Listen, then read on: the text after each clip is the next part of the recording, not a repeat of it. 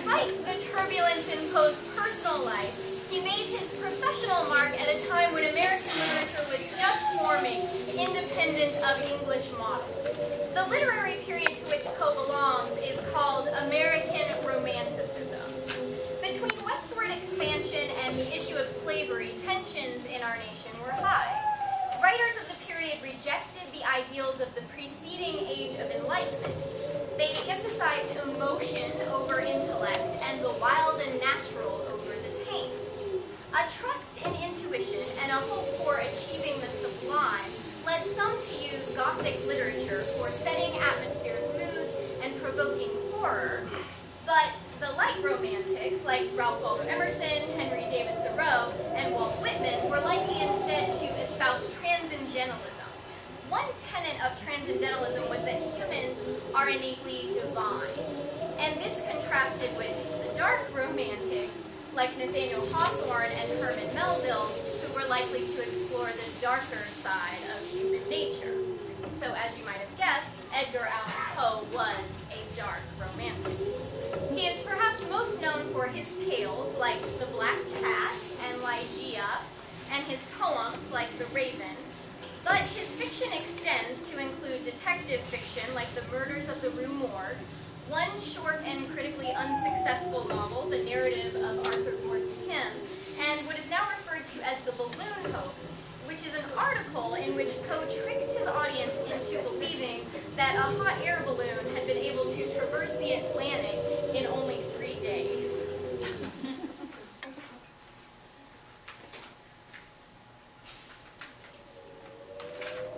Trickster though he may have been, Poe's fiction explored dark and complicated themes like monomania or obsession, alchemy, and taphophobia, the fear of being buried alive.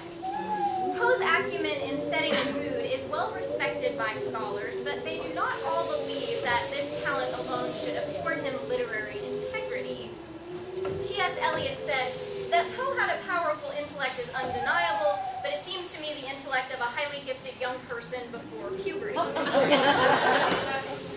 You've already heard Poe's enemy, Rufus Griswold, in his obituary of Poe, which said, "This announcement will startle many, but few will be grieved by it."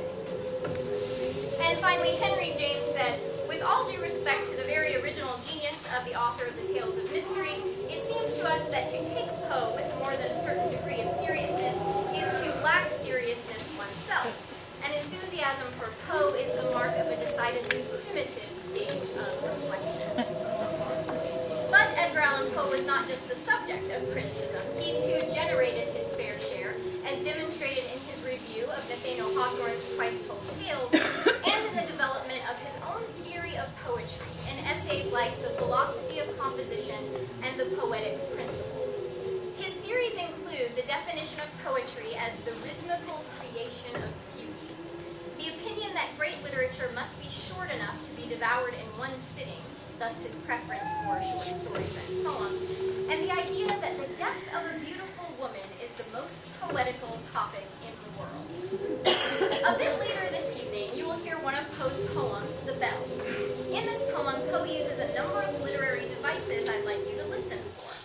Repetition, I promise, will be very obvious.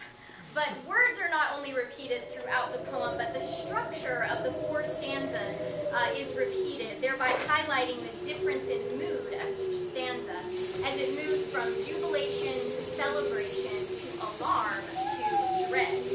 Other devices include internal rhyme, onomatopoeia, or words that signify meaning through sound effects, and alliteration, or the repetition of consonant sounds.